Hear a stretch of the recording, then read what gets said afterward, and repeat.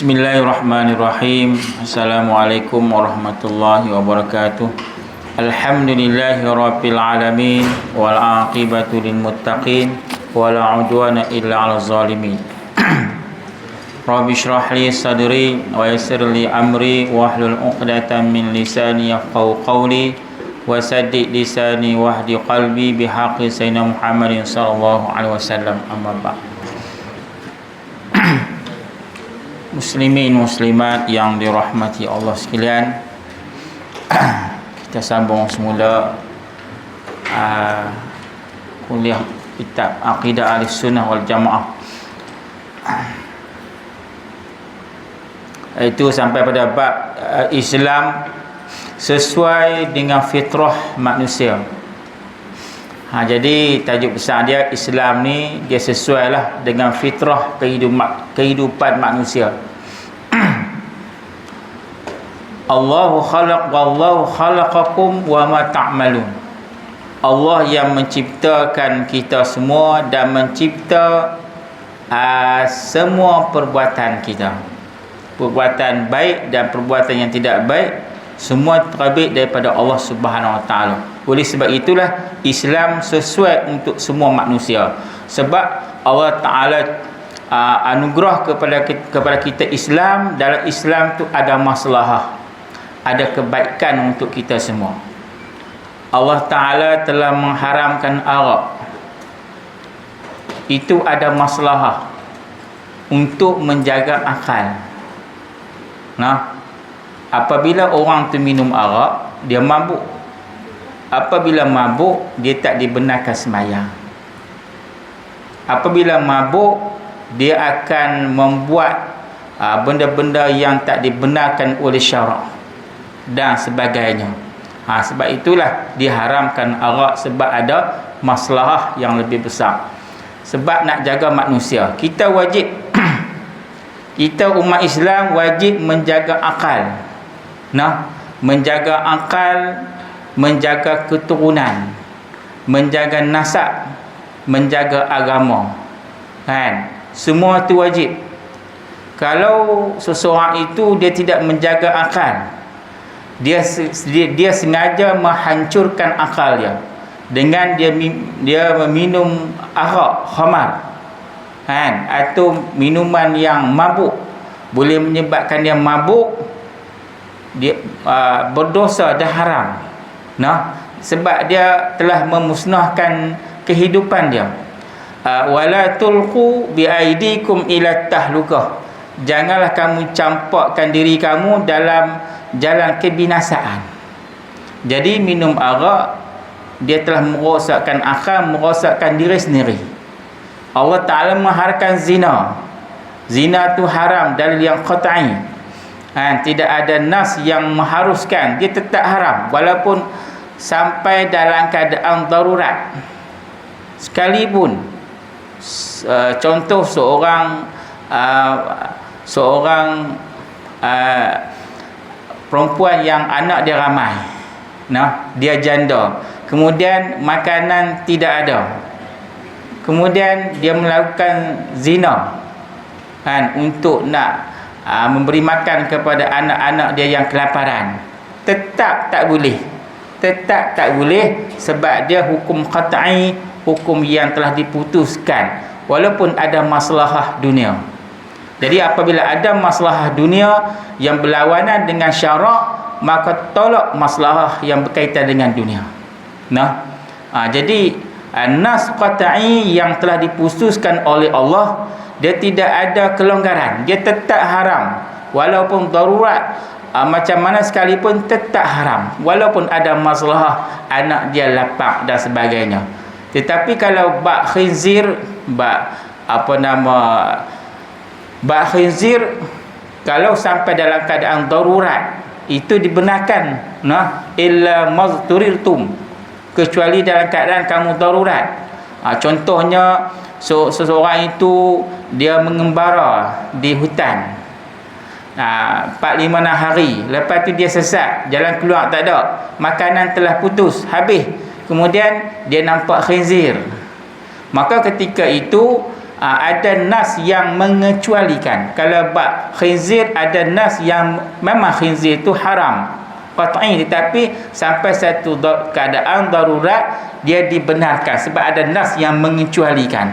Jadi pada ketika itu dia boleh ambil daging khinzir untuk nak meneruskan kehidupan dia. Dia panggil saddur ramaq, untuk menampungkan nak menampungkan kehidupan dia, nak meneruskan kehidupan dia. Kalau dia tak makan khinzir menyebabkan dia mati, berdosa dan haram, sebab dia telah membunuhkan diri sendiri. Sebab dalam keadaan itu syarak telah membenarkan untuk sedikit saja, untuk nak meneruskan kehidupan dia. Ad-daru, dalam kaedah fiqh kata ad-daruratu tuqaddaru biqadariha. Darurat boleh diambil sekadar yang perlu saja. Kalau kata sepotong sedikit saja, sikit sajalah ambil untuk makan, untuk nak meneruskan kehidupan.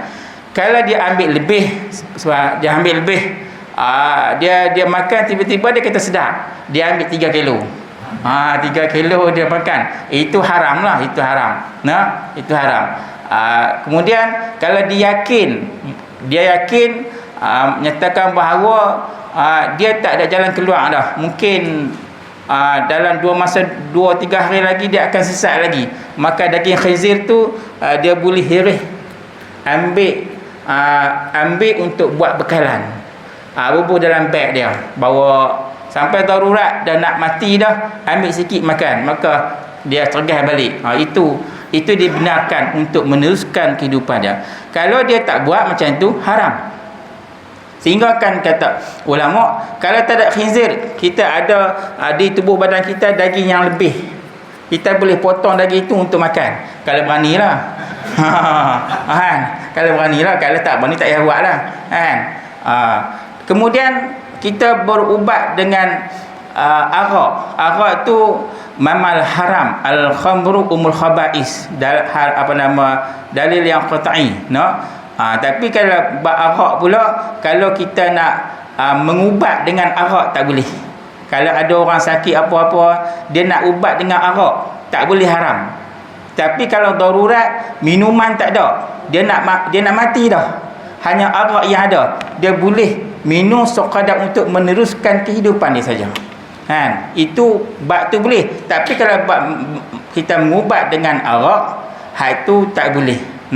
Jadi benda-benda yang haram, selain daripada itu, benda-benda yang haram boleh kita mengubat sebab darurat, tidak ada benda yang lain diharuskan oleh syarak. Jadi apabila dalil qat'i dia berlawanan dengan maslahah, kita kena dahulukan al-qat'i, dalil yang daripada Allah SWT. Kecuali dalil itu dia ada pengecualian, benda-benda yang diharuskan, yang disebutkan tadi. Jadi Islam ni dia nak menjaga agama, jaga agama. Dengan sebab jaga agama, kita kena belajar agama. Kalau kita tak belajar, berdosa pula. Sebab tu 3 ilmu yang Allah Ta'ala wajibkan kepada kita: ilmu tauhid, ilmu fiqh, ilmu tasawuf, wajib kita belajar. Sehingga kan kata ulama, haram kita belajar ilmu keduniaan, kita tinggalkan ilmu akhirat. Ilmu fardu ain tak belajar, duk pergi belajar ilmu fizik, kimia, ilmu dunia yang kita hidup tak berapa hari. 2, 3, 40 tahun duk galak nak belajar. Akhirat, ilmu hak kita nak buat, tak mana nak belajar. Susah sangat. Yang seorang abad boleh beli, metro boleh beli, tapi nak beli kitab tak boleh, bukan tuan-tuan lah. Kan? Susah sangat ni tempat-tempat lain. Kan? Susah sangat. Sebab itulah kita kena ada kesedaran agama. Jadi Islam sesuai dengan fitrah manusia. Islam adalah agama samawi, agama yang dinisbahkan daripada langit. Agama langit, agama Islam, agama Yahudi, agama Kristian, agama Taurat, Zabur, Injil, Quran, semua agama itu daripada langit, daripada Allah Subhanahu Wa Taala, Tuhan yang sama.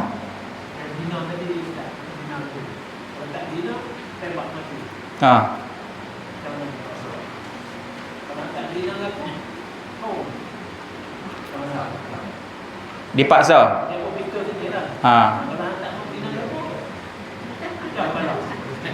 Dia tengoklah, dia dalam saya ingat saja dalam kaedah fiqh, dia tengok darurat yang dia boleh lawan.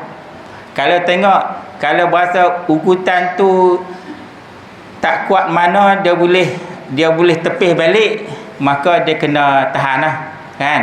Tapi kalau dipaksa juga, nak buat macam mana?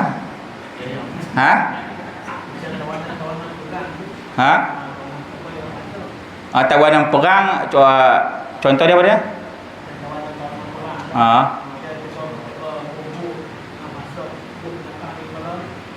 Pasal tu itu dikecuali dah, nak buat macam mana? Bunuh dia macam ni. Dia illa wa qalbuhu mutmainnu bil iman. Contohnya di zaman Rasulullah SAW, ada sahabat yang dipaksa untuk mensyirikkan Allah. Kalau dia tak mengatakan kalimah kufur, menyebabkan dia akan dibunuh. Maka di situ ada sahabat yang nak menjaga nyawa dia, kemudian dia bertutur dengan kalimah kufur. Ada sahabat yang mempertahankan Islam, dia tak kata kalimah kufur, sehingga kan dia dibunuh dengan kejam. Kemudian dua orang sahabat Nabi yang lain pergi jumpa Nabi SAW. Kemudian sahabat ni tanya, macam mana keadaan saya? Saya dipaksa untuk mensyirikkan Allah. Dia pun bertutur dengan kalimah kufur, kan? Mensyirikkan Allah. Kemudian Nabi tanya dia, kaifa tajidu qalbak? Bagaimana hati kamu ketika kamu bertutur dengan kalimah kufur? Dia kata, wa qalbi mutmain bil iman. Hatiku tetap beriman kepada Allah. Dia kata tak ada masalah. Sebab dia menyelamatkan nyawa. Kan? Itu menyelamatkan nyawa. Syirik dosa besar. Kalau orang syirik ni tak masuk syurga dah, neraka selama-lamanya. Kalau zina, dia dosa besar. Kalau dia bertaubat, taubat nasuha, dosa zina diampun oleh Allah. Kan? Dosa syirik, dosa yang paling besar sekali. Selepas tu barulah dosa zina dan sebagainya. Dia panggil syirik, dosa yang paling akbar. Jadi dia tengok keadaan lah macam mana. Kalau dia mempertahankan iman dia tak mau juga, dia mendapat pahala besar di sisi Allah. Kalau dia beranilah, kan? Tapi kalau dia langgar juga, dia tengok keadaan. Dia tengok kalau dia buat tu nak menjagakan nyawa. Menjagakan nyawa pun wajib. Menjagakan nyawa pun wajib juga, kan? Tak jaga nyawa, berdosa juga. Kemudian dia buat benda tu, tengok keadaan. Kalau dia buat benda tu, dia menghalalkan perbuatan zina. Kalau dia menghalalkan perbuatan zina, memang dia kufur. Akidah jatuh. Tapi dia buat benda tu, dia dipaksa. Kalau dia tak buat, dia akan ditembak. Kan? Situ, maka di situ hati dia dengan Allah SWT. Kalau dia tak buat, dia ditembak, dia pahala besar. Kalau dia buat tapi dia tak menghalalkan perkara tu, perkara tu tetap haram, sebab dia dipaksa. Benda dipaksa di bawah luar kawalan kita. Contoh orang paksa seorang tu, dia paksa kita. Contoh, orang A dia paksa si B, hang cerai isteri hang. Hang cerai isteri kamu, tolak satu, kan? Paksa tu. Kemudian dia pergi ceraikan isteri dia, tolak 3. Jatuh tak jatuh? Jatuh. Sebab apa? Orang paksa dia untuk ceraikan isteri dia, tolak 1, tapi dia pilih 3. Buat apa? Di situ dia ada pilihan. Dia pilih 3 sebab pilihan dia. Orang paksa 1 tapi dia pilih 3. Pilih 3, jatuh apa? Jatuh 3. Tapi orang Ibn Taymiyah, yang mana orang Wahabi bersandarkan kepada fahaman Ibn Taymiyah, kalau orang tolak 3, jatuh 1. Itu mazhab Ibn Taymiyah. Yang orang Wahabi duduk bersandar kepada dia. Marah.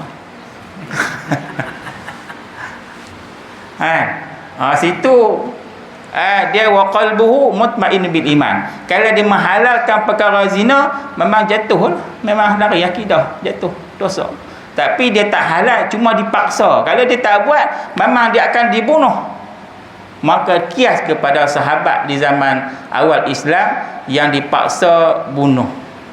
Kalau hang tak mensyirikkan Allah, maka dia akan dibunuh. Dia pun mensyirikkan Allah, tapi hati dia wa qalbuhu mutmain bil iman, tetap beriman kepada Allah. Jadi tak ada masalah.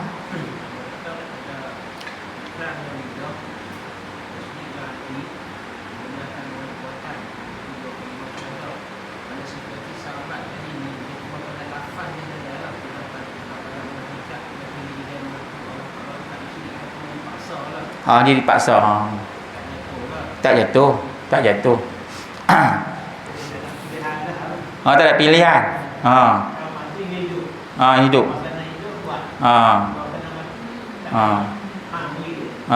Ya. Janji dia, hati dia tetap beriman kepada Allah. Yang kedua, hati dia tidak menghalalkan perkara zina. Contoh, orang bunuh diri. Orang bunuh diri, dia naik bangunan 10 tingkat, dia terjun. Orang Islam. Ni bukan cerita orang Islam. Orang Islam yang bunuh diri, dia bunuh diri dalam keadaan dia i'tiqad kata perbuatan bunuh diri itu halal, jatuh akidah. Bunuh diri itu haram, menyebabkan masuk dalam neraka Allah. Kita wajib jaga diri, tapi dia tak mahu jaga diri sebab dia putih cinta. Kan? Perempuan tak mahu kat dia, cari lain.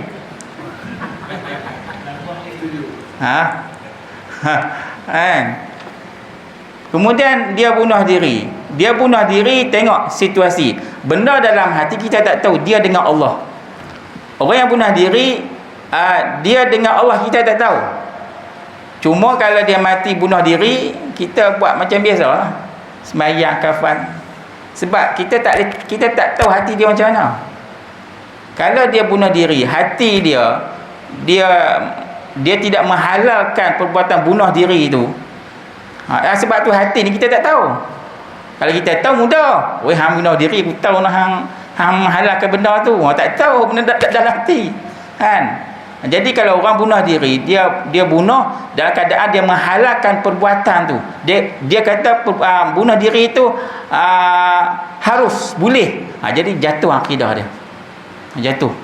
Tapi kalau dia bunuh diri, dia tak mengiktikadkan, dia mengatakan perbuatan bunuh diri itu haram. Tetap haram, cuma dia pergi langgar juga. Dia tetap orang Islam juga. Dia tetap orang Islam. Cuma kita tak tahu dalam hati dia tu. Kalau kita boleh baca tak apa. Kan? Benda dalam hati kita tak tahu. Hak tu dia dengan Allah. Kita hukum zahir.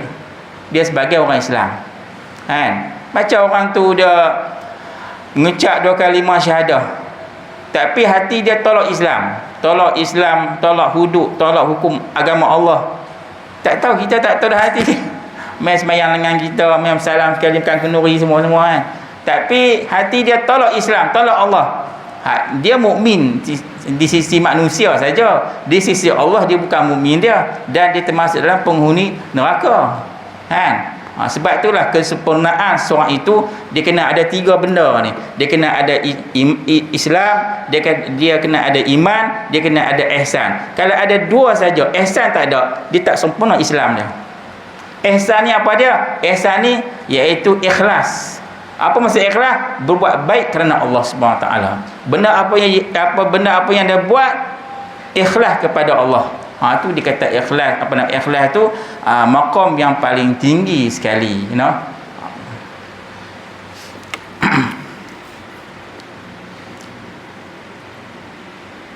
Islam adalah agama samawi yang diturunkan Allah sesuai dengan fitrah manusia yang menseimbangkan jasmani dan rohani, dunia dan akhirat. Jadi Islam zaman dekat kita, Allah Ta'ala hantar Islam ni, dia nak seimbang hidup dunia dan akhirat. Jangan jadi seperti orang Yahudi. Orang Yahudi mereka cenderung 100% kepada duniawi. Mereka tidak ada akhirat. Mereka tak yakin kepada akhirat, kebangkitan semula apa semua. Mereka tak yakin. No? Orang Yahudi ni mengiktikad mereka diseksa dalam neraka selama 7 hari saja. 7 hari lepas tu keluar ke syurga. Walau tak apa. Dia ingat hak syurga tu apa dia kot. Kan? Dia ingat Allah Ta'ala sebut Bani Israel, ya Bani Israel, duk bahasa megah hebat Bani Israel. Kan? Fir'aun pun Allah Ta'ala sebut dalam Quran. Bukan makna sebut tu Allah Ta'ala bangga tu dah. Nak sebut Allah Ta'ala sebut Bani Israel, Fir'aun dalam Quran supaya orang Islam jangan jadi perangai macam ni apa. Perangai betul. Jadi orang Yahudi ni mereka telah cenderung kepada dunia 100%, mau dunia belaka, akhirat mereka tinggal. Dan jangan jadi seperti orang Kristian, Nasara, mereka lebih kepada roh, kepada akhirat, tetapi dunia mereka tinggal. Sebab tu Kristian mereka telah memisahkan agama dengan politik. Agama politik lain. Kalau buat dosa pergi jumpa pok-pok agama untuk bertaubat dan sebagainya. Kita ni Islam dengan politik ni tak boleh pisah. Sebab itulah Rasulullah SAW hijrah ke Madinah. Nabi hijrah ke Madinah, itulah siasat Islam, politik Islam. Sebab apa? Sebab di Mekah Nabi nak menegakkan negara Islam, menegakkan hukum hakam Allah, tak boleh. Sebab orang Quraisy begitu kuat. Semayang pun Nabi semayang di rumah dengan sahabat-sahabat. Terpaksa hijrah. Nabi hijrah ke Madinah dengan arahan Allah, bukan Nabi pandai-pandai buat sendiri. Kalau di Mekah Nabi nak semayang, kalau di Mekah Abu Lahab, Abu Jahal ni bapa saudara dia, bukan orang lain. Kalau setakat nak semayang sunat semayang, boleh semayang dekat Kaabah, tapi jangan kacau agama nenek moyang mereka. Jangan duk mencerca nenek moyang mereka. Jangan mendaulatkan hukum Allah SWT di Mekah. Abu Lahab, Abu Jahal, Abu Sufyan, mereka tak bagi semua benda ni. Maka Nabi terpaksa hijrah ke Madinah. Sebab apa? Sebab Nabi ada pandangan yang lebih jauh. Allah Ta'ala arah Nabi hijrah ke Madinah sebab nak menegakkan agama Allah Subhanahu Wa Ta'ala. Di Madinah Nabi dapat menegakkan agama Allah begitu besar. Jadi Islam ni dia sederhana. Dia panggil wasatiyah. Khairul umur awsatuha. Sebab itulah Islam ni dunia pun ambil, akhirat pun ambil. Dunia pun ambil, akhirat pun ambil. Jangan tinggal dunia. Kita jadikan dunia ni jambatan ke akhirat. Jangan jadi dunia hanya dunia semata-mata. Sebab itulah kun fid dunya ka'annaka gharibun aw 'aribu sabilin. Jadilah kamu di dunia seperti orang yang gharib, orang yang dagang, orang yang asing. Maksudnya kita main dunia ni sementara saja, bukan lama. Ada lama tak? Tak ada 60 70 saja. Lepas tu nak mati dah. Semua nampak kubur dah. Hang harta banyak ke, hang miskin ke, pangkat besar ke, pangkat kecil ke, apa nama, semua nak pergi jumpa Allah Subhanahu Wa Taala. Kan? Maka kita nak jumpa Allah mesti dengan amalan. Dengan amalan yang banyak. Nak mempersembahkan kepada Allah, amalan kita mesti ikhlas kepada Allah Subhanahu Wa Taala. Au abiru sabilin, ataupun seperti orang yang jalan di tengah kepanasan, mai panas berjalan-jalan, letih, kita berhenti bawah pokok. Dah habis dia punya panas, kita berjalan pula. Maka dunia macam tu juga. Nah, kita nak pergi nak jumpa Allah. A'mar ummati baina siti wa sab'in. Nabi kata, umur umatku di antara 60 70 ya. Nah, 60 70. Lepas tu pelan-pelan lah. Nah, kita nak jumpa dengan Allah Subhanahu Wa Taala. Sebab tu Nabi kata ad-dunya jifatun wa tullahu hakilabun. Dunia ni Nabi kata bangkai. Wa tullabuha, orang yang menuntut dunia ni diibarat kilab, anjing. Cuba kita tengok anjing. Anjing ni dia bukan kira halal ke haram ke, bangkai ke ataupun bukan bangkai ke, dia makan dia sama aja. Bangkai pun dia makan, tak bangkai pun dia makan. Jadi orang yang mencari dunia tak kira halal haram. Halal pun dia ambil, haram pun dia ambil. Haram pun dia ambil. Apabila haram dia ambil, maka Nabi ibaratkan dia seperti kilap, seperti anjing. Tengok anjing. Anjing bangkai pun dia makan kan? Makan bangkai? Bangkai pun dia makan. Tak bangkai pun dia makan. Kan? Halal pun dia makan, haram pun dia makan. Jadi orang yang cari dunia, haram pun dia ambil, hak halal dia ambil dah, hak haram pun dia ambil juga. Dia kata hak aku. Maka Nabi ibaratkan orang seperti ini kilap. Kita tak mahu jadi dunia ini sebagai dunia semata-mata. Kita kena tukar dunia ini jadi akhirat. Apa nama, ad-dunya mal'unun. Nabi kata dunia ni dilaknat, kecuali dunia ni yang diisi dunia ni dengan belajar. Dengan belajar ilmu agama, dengan mengajar, dengan belajar, dengan mendengar. Itulah dia jadi akhirat. Sebab tu Nabi kata kun aliman. Nabi suruh kita jadi orang yang alim. Kita nak jadi orang alim tak boleh dah, sebab umur 60 70 nak tengok kitab pun tak pernah nampak dah. Kan? Tengok kitab mengantuk. Tengok surah abad segar pula. Tengok kitab, tengok 2-3 baris mengantuk. Yang duk tengok handset tak apa pula. Kan? Makin tidur Nabi tanah dan pegang handset, buka tengok. Jumpa tu pengaruh tu. Kan? Berapa kali kita di rumah kita pegang Quran? Saya lah. Berapa kali di rumah kita pegang Quran? Hari ni berapa kali kita pegang Quran? Orang hafal Quran tak apalah, sebab dia hafal Quran. Hak tak hafal Quran ni berapa kali yang pegang Quran? Sekali. Sekali ya. Sekali. Handset berapa kali? Kan? 5 kali dah. Lebih 5 kali. Lebih. Duduk di tangan ni sejam, 2 jam, 3 jam dia. Tapi Quran ada kita boleh buat macam tu? Tak ada. Dia pegang-pegang Quran lagi, bini panggil, abang nak pergi beli gula. Tutup pula. Tak tengok baca Quran lah. Kan? Hak tu 5-6 kali. Lebih 5 kali. Mungkin 10 kali pegang set. Tapi Quran di rumah berapa kali kita pegang? Saya lah. Kan? Sama juga kan. Ada pegang benda tu. Bayar.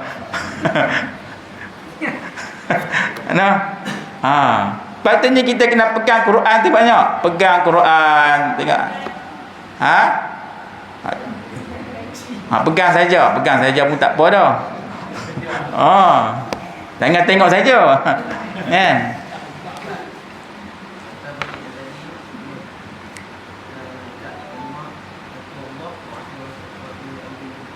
Ha. Ha. Jadi apa nama? Ati'ullah wa ati'ur rasul wa ulil amri minkum.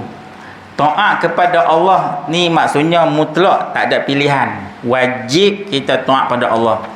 Wa ati'ur rasul. Di situ dia panggil waw ataf. Ati'ullah, taatlah kamu kepada Allah, wa ati' dan wa tu wa ataf, wa ati'ur rasul, dan taat kepada rasul. Taat kepada Allah wajib, tidak ada pilihan. Taat kepada rasul wajib, tidak ada pilihan. Tetapi taat kepada ulil amri, pemerintah, tengok situasi. Itu kalau pemerintah suruh kita buat maksiat, maka ketika itu Nabi kata la ta'ata li makhluqin fi maksiatil khaliq. Tak boleh kita taat kepada makhluk yang mana makhluk tu suruh kita buat baik. Kita nak main semayang, tiba-tiba dia larang, jangan main semayang, tutup masjid. Tak boleh, langgar. Langgar pun tak salah. Tapi kalau pemerintah kata nak masuk masjid kena pakai mask sebab ada masalah, hak tu kena ikut, sebab hak tu tak berlawan dengan syarak. Kan? Nak masuk masjid kena jarakkan, sebab itu ada masalah, tak berlawanan dengan nas Quran dan hadis, ijma' ulama dan qiyas. Tapi lawan dengan nas hadis, betul-betul Quran tak bagi, Allah Ta'ala tak bagi, aqimus solah, dirikan semayang, dia tak bagi semayang. Mana boleh. Langgar pun tak berdosa. Jadi taat kepada Allah dia panggil mutlak wajib. Taat kepada Rasul mutlak wajib, tidak ada pilihan. Maka taat kepada pemerintah, tengok situasi dan keadaan. Dia suruh buat maksiat, dengan sebab maksiat tu kita langgar perintah Allah, kita boleh langgar. Macam tu juga isteri nak mai mengaji dekat masjid, suami tak bagi. Isteri suruh suami ajak, hang ajaklah aku ilmu yang berkaitan dengan agama fardu ain. Lepas tu suami kata aku tak mau ajak. Apabila tak mau ajak, suami nak main mengaji kat masjid dan surau. Jadi isteri ni dia langgar juga. Main mengaji, adakah salah? Tak salah. Tak salah. Sebab apa? Dia belajar ilmu fardu ain. Hak tu dia tak melanggar perintah agama. Wajib taat pada Allah. Belajar ilmu agama itu taat kepada Allah. Kita bangkang dia, tak ikut dia sebab dia suruh buat maksiat, tak main mengaji, tak bagi main mengaji, tak salah. Suruh dia ajak, dia tak main ajak. Kita nak mengaji, dia tak bagi. Kan jadi macam dia. Kadang-kadang tengok suami buka pakai sunat pendek, isteri elok, tak tahulah. Hidup macam mana tak tahu, kena sabar. Kalau isteri tu suami orang orang mau semayang pakai seluar panjang mau semayang, suami tutup aurat, tu dia panggil kufur lah, kufur. Kalau macam tu tak kufur tu. Tak kufur. Kufur ni dia sama taraf. Islam dengan Islam, beriman dengan beriman, lepas tu kehidupan pun sama, agama pun sama. Kalau isteri tu tutup aurat, suami tu dia tutup aurat juga. Ni isteri tutup aurat, yang suami pakai sunat pendek. Pakai sunat pendek, makan di kedai bukan orang Islam, tu tak kufur tu. Tu menikah macam mana tu? Kalut sangat nak menikah. Orang pergi siasat dulu. Ni lambat-lambat kenal kawan tu belakang ni, pakai tayak jadi Pak Haji main Mina, pakai tak besar, terima lalu. Yang Pak Muntua tu pun kelabu mata dengan patah besar. Lepas-lepas kawan tengok tu dia pakai dapur pun. Kereta sewa apa semua jangan percaya malam ni. Ada kerja. Tu tak kufur tu. Tak kufur.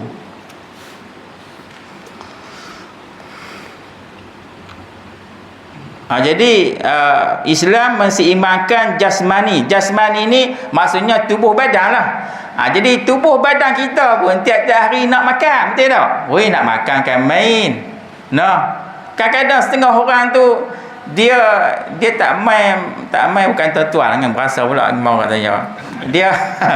Dia tak main kuliah, tak main nak mengaji kan. Lepas tu dia lepas maghrib saja dia tawaf seluruh Langkawi. Malam Ahad kita makan sini, malam Isnin sana, habis tawaf makan. Orang main belajar mengaji. Umur 60, 70, 80, kita nak semua nak pergi sana nak belajar. Tapi tak mau. Nak seronok sampai bila nak seronok kan? Habis seronok jumpa tak seronok. Jadi tubuh badan kita pun nak makanan. Betul tak? Cuba kita makit pagi, kita tak makan sampai tengah hari. Tak boleh duduk. Lepas subuh tu imam kata assalamualaikum warahmatullahi assalamualaikum. Tak ada wirid dah pakcik tu. Dia terus keluar pergi kedai, takut kuih hak dia minat tu habis. Bengkang habis pula dah. Kuih-kuih ada minat ketupat habis pula dah. Sanggup tak wirid, tak doa. Tanya pakcik ni apa yang kadup sangat. Rupanya kedai kuih pun tak buka lagi. Kedai kuih pun tak buka lagi. Dia pergi duduk tunggu, takut kuih habis. Itulah lemahnya iman manusia di akhir zaman. Nampak benda dunia ni besar, akhirat nampak kecil. Dia mati nan nampak. Rabbana absarna, wahai Tuhan kami. Orang yang dah meninggal, yang baru mati ditanam dalam dalam kubur. Rabbana, wahai Tuhan kami, absarna, kami nampak dah dia punya azab kubur ni, nak nikmat kubur, seksa kubur. Wa sami'na, dan kami dengar dah. Farji'na, kami nak kembali. Kami ya Allah nak minta balik ke dunia semula, nak buat amalan soleh. Farji'na na'mal salihah, kami nak buat amalan soleh. Inna muqinun, hari ni kami yakin dah memang ada seksa kubur, azab kubur. Boleh balik tak? Tak boleh balik dah. Hang keluar yang mata darah pun tak boleh balik dah. Tak boleh balik. Dulu tak mau. Ada ulama, ada ustaz bagi nasihat, bagi peringatan, dia buat tak tahu lah. Lalu mai ke tepi surau masjid buat tak tahu, rempik pula tu. Ni tak mau. Pergi sana jumpa. Dia hebat sangat. Hebat terang mana orang ni. Jadi tubuh badan kita pun nak makanan. Kena makan cukup. Pagi makan lepas subuh sekali, pukul 10 sekali, pukul 1 sekali, petang sekali, malam sekali. 5 lepas subuh, pukul 10, pukul 2, lepas asar. 4, 5, 6 kali tu. Semayang pun 5 waktu. Dia makan 6 waktu. 6 waktu lebih pada amalan tu. Mana boleh pi orang macam ni.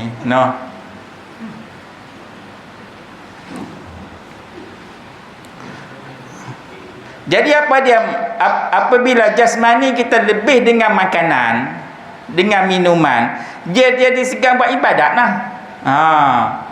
Segan buat ibadat. Apabila segan buat ibadat, maka roh pun nak makanan juga. Kita ni al-insanu, Yusuf Qaradawi kata apa? Al-insanu ya'ishu fi alamain. Manusia ini hidup di 2 alam. Kita ni sebenarnya hidup di 2 alam. Tubuh badan kita ni duduk di alam syahadah, alam dunia ni. Ruh kita mai daripada alam akhirat, alam malakut.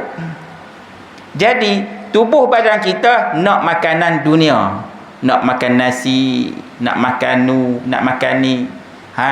Ruh kita daripada akhirat nak makanan juga. Apa dia makanan ruh, makanan akhirat? Membaca Quran. Berapa kali kita baca Quran? Kita berzikir, kita selawat. Itu makanan ruh lah. Kalau kita bagi cukup, maka ruh kita ni dia segar, dia aktif. Ruh kita ni rajin buat ibadat. Sebab apa kita rajin buat ibadat? Sebab apa kita rajin solat sunat, solat malam? Sebab ruh kita makanan dia cukup.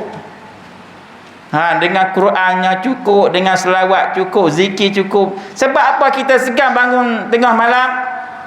Bangun tengok bola boleh 3 pagi. Kan? Tapi nak bangun solat tahajud, dia tak peraya, berat berasa. Itu iman, ruh.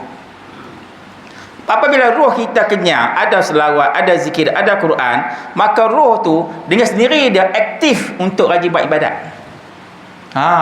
Kalau ruh kita tak ada, makanan ruh tak ada, tu yang jadi lemah. Hak makanan jasmani tu okey semua, lebih pada okey dah. Lepas makan. Kita ni mati dengan sebab banyak makan. Betul tak? Sakit gout, buah pinggang, kecil manis, semua tu 3-4 sangkai tu sebab makan banyak. Sebab tu ada sifat mazmumah. Antara sifat-sifat mazmumah yang kita kena buang apa dah?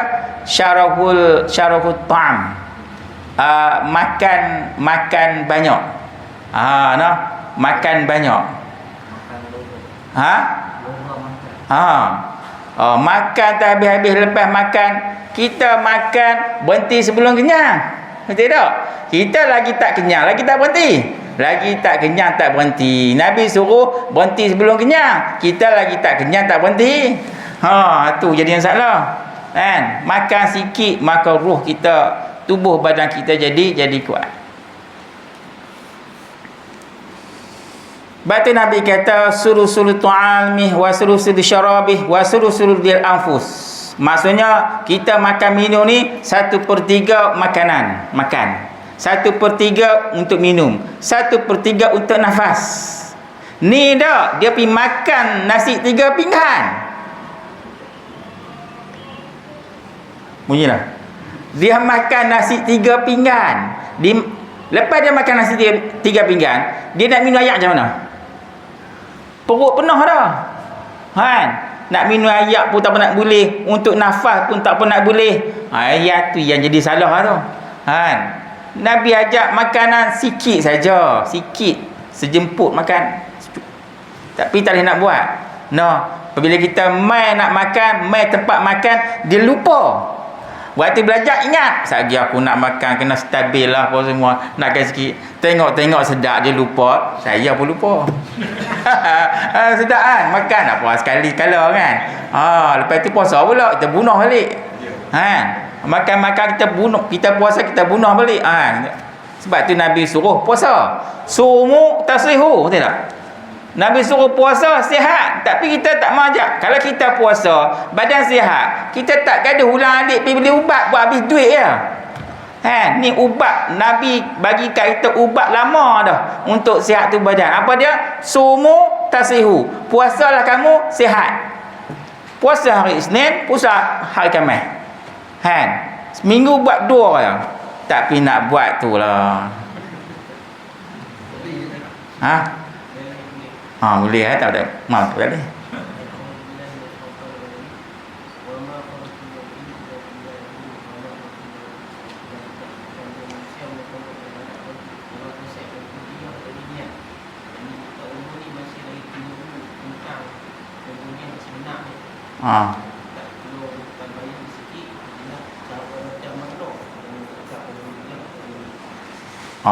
Dia ni ikut syariat lah.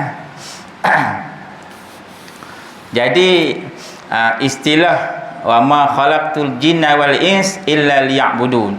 Aku kata Allah, aku tidak ciptakan jin. Jin ni makhluk yang mukallaf. Semenjak dijadikan jin, semenjak itulah dia dimukallaf.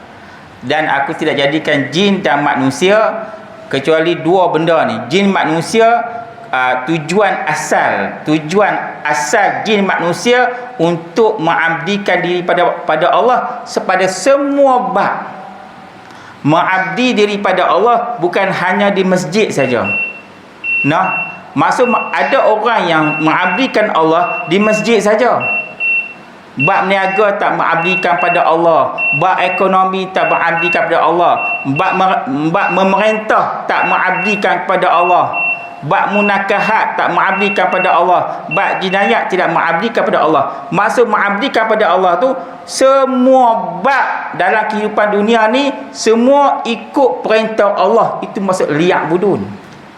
Kalau kita tak buat benda tu, hanya semayang saja kita mengabdikan Allah, bab meniaga tak ikut syariat, bab nikah tak ikut syariat, bab kahwin tak ikut syariat, bab memerintah, bab ekonomi, bab pemerintahan tak ikut syariat, tak, itu tak dinamakan mengabdikan diri pada Allah. Dia tak keseluruhan, dia tak umum, hanya skop yang sikit saja. Maksud ya'budun, semua bab kehidupan manusia mesti ikut syariat, Quran dan hadis. Sebab itulah kita kena udkhulu fi silmi kafah, masuklah masuk Islam, maksud terima Islam itu kafah, kesemuanya. Tak boleh kita terima Islam benda yang menguntungkan. Benda yang kita tak nampak untung ke dunia ni, kita untung di akhirat, tapi dia tak nampak untung dunia, dia hanya terima. Contoh, dia terima bab munakahat, bab muamalat sebahagian. Sebab tu ujuklah bab-bab yang menguntungkan mereka, depa terima Islam, kan? Banyak bab lah, kan? Jadi nak terima Islam ni, terima semua lah, ikut semua, kan? Bank ikut Islam, hotel pun ikut cara Islam, kan? Tak ada bercampur lelaki perempuan, aurat tutup, kan? Makanan kena asingkan, tidak ada arak, semua ikut Islam lah. Ni dak bab masjid, bab surau ikut Islam, bab lain tak mana ke Islam. Hak tu dia tak panggil liya'budun yang sebenarnya. Liya'budun yang sebenarnya ikut semua perintah Allah. Apa yang Allah Ta'ala perintah, kita ikut. Yang Allah Ta'ala larang, kita tinggalkan. Itu baru masuklah takwa kepada Allah Subhanahu Wa Ta'ala. Boleh kena? Itu masuk liya'budun, mengabdikan diri kepada Allah Subhanahu Wa Ta'ala. Nak berniaga cara Islam, kan? Timbang bagi cukup elok, orang minta gula 2 kilo, dia bagi 2 kilo. Ni dak minta 2 kilo, bagi 1 kilo. Tak ikut cara Islam, tu tak nama liya'budun. Hak tu nama penipu.